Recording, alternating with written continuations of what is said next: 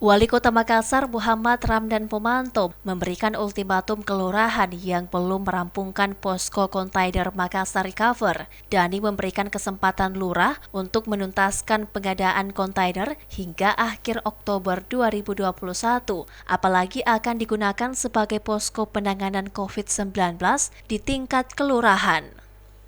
Diakui posko kontainer Makassar Recover nantinya akan menjadi pusat penanganan COVID-19 di kelurahan, sehingga jika posko ini tidak tuntas, maka aktivitas layanan di tingkat kelurahan akan lumpuh. Sementara itu, Sekretaris Daerah Kota Makassar yang diberikan delegasi untuk melakukan pemantauan mengaku kendala yang saat ini dialami para lurah sebenarnya, yakni proses tayang di unit layanan pengadaan atau ULP dan pencairan anggaran, sehingga telah dikoordinasikan dengan SKPD terkait untuk segera dilakukan percepatan proses.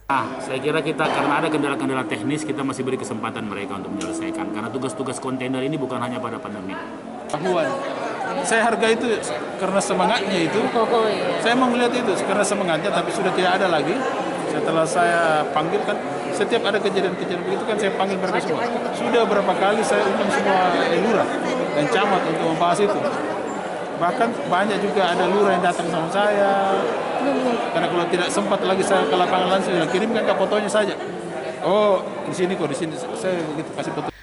Penyelesaian pengadaan posko kontainer di 153 kelurahan ini juga sudah didelegasikan kepada Sekretaris Daerah atau Sekda Kota Makassar M. Ansar dan diakui akan segera rampung akhir bulan ini. Karena menjadi tanggung jawab Sekda untuk memantau perkembangan proyek di kelurahan, Wali Kota Makassar juga berencana akan mendigitalisasi sistem kesehatan masyarakat melalui tim detektor. Ira, Fajar TV dan Fajar Radio melaporkan.